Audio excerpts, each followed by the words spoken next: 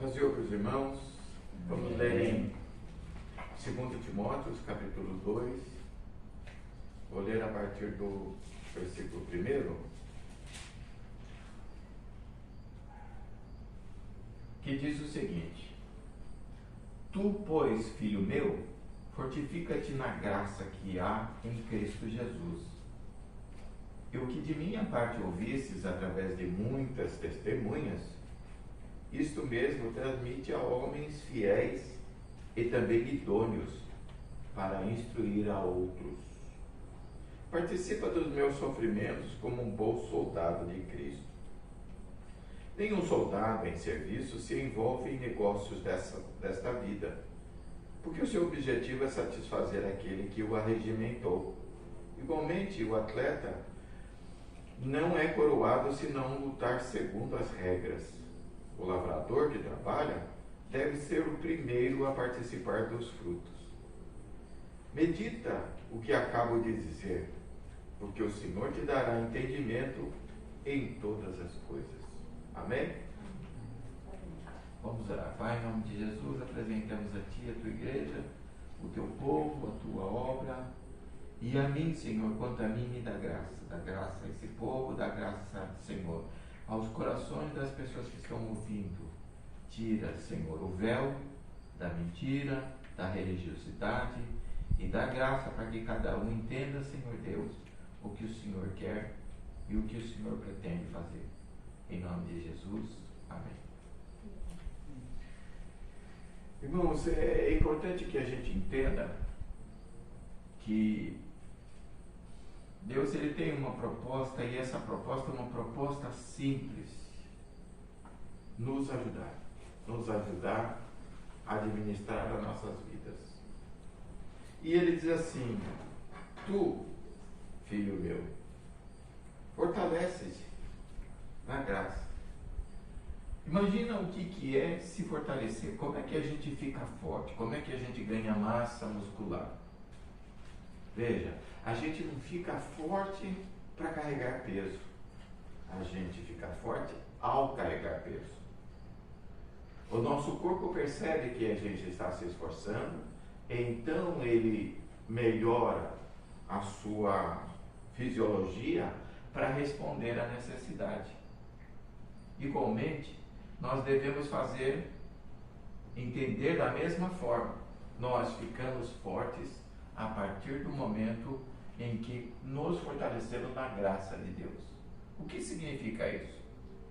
À medida que nós nos ajuntamos, à medida que a gente estuda a palavra, à medida que a gente medita, isso fortalece a nossa confiança. Então, é uma coisa que precisamos fazer como quem pratica exercício, constantemente, de forma consecutiva. Porque quando a gente relaxa, dá vontade de não voltar mais para a academia, dá vontade de não fazer mais exercício. Então ele diz assim, assim como você se fortifica fazendo exercício, fortaleça-se na graça de Deus. Então, e isso significa que o exercício constante de compreender e receber a graça de Deus faz a gente mais forte. Veja, a graça de Deus ela é constante na nossa vida. E a gente tem como se fosse nada, como se fosse normal, mas é uma graça constante dada. E a gente precisa estar todo o tempo tomando contato com isso, com essa realidade. Eu não acredito no Deus que faz mal, mas acredito no Deus que faz bem. Ou seja, quando eu tenho uma doença, eu não penso que é Deus me fazendo ficar doente.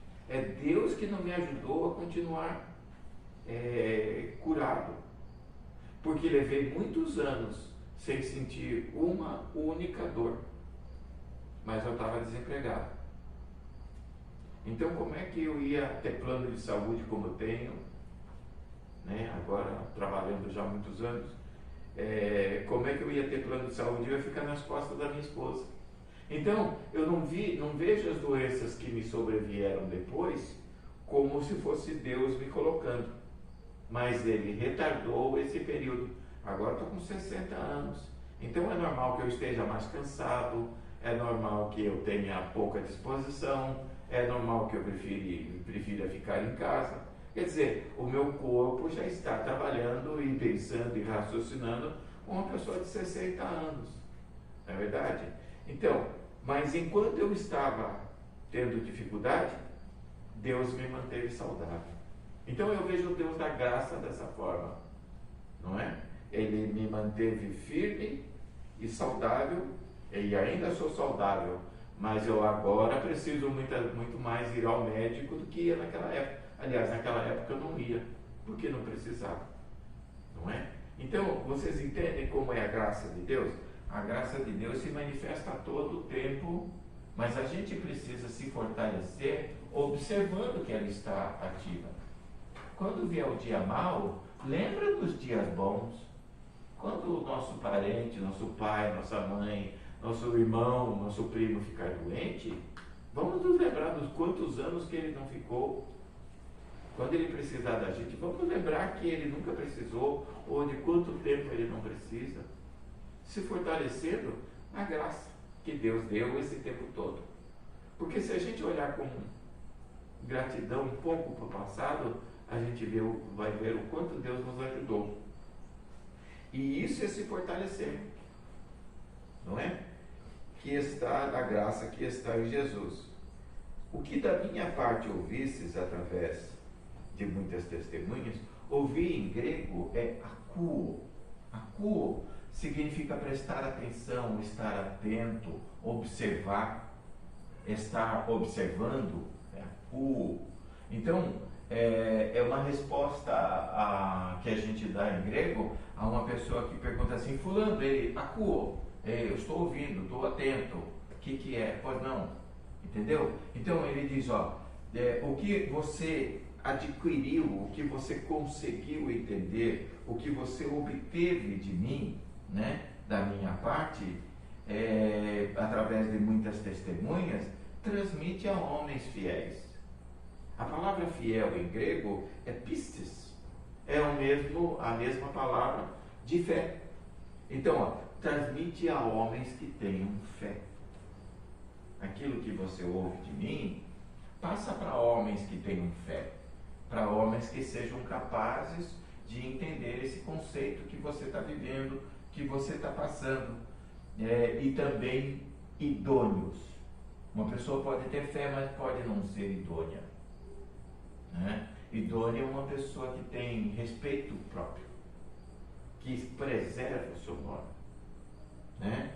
Que tem uma autogestão que seja boa. Não é aquela pessoa que faz o que está na cabeça, que fala o que dá na cabeça, não é? Não deve a ninguém e tal. Que seja idôneo.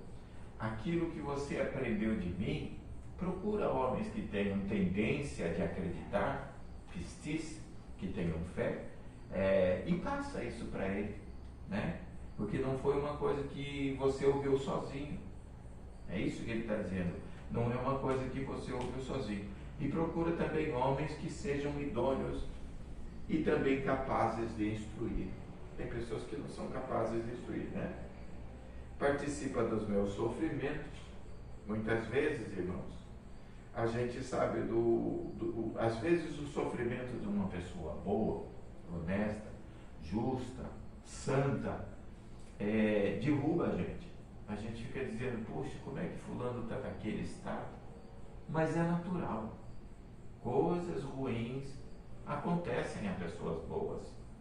É isso que a gente precisa entender. Veja, uma coisa que as pessoas precisam entender: esse reinado não é de Deus. Se fosse de Deus, Jesus não dizia, pede ao Pai que venha o reino dele, venha a nós o vosso reino. Se esse aqui fosse o reinado de Deus, não estaria do jeito que está. Estaria ótimo. Porque lá onde Deus reina, que é o reino dele, lá está ótimo. Tanto é que está todo mundo torcendo para estar lá. Não é? Então, irmãos, o reinado de Deus é perfeito, é bom. Mas esse nosso reinado aqui que Adão herdou, que Adão tomou, e que está sendo administrado em boa parte pelo próprio Satanás, é um lugar de sofrimento. Muito sofrimento. Então, irmãos, não se escandalizem com o sofrimento. Ele diz aqui, ó, participa dos meus sofrimentos, compreende os meus sofrimentos. Ele era um homem aguerrido, um homem que saía, dava cara a tapa, que fazia inimigos, que não tinha preocupação. Então ele ganhava muitos inimigos, não é? E sofre como um bom soldado, tá?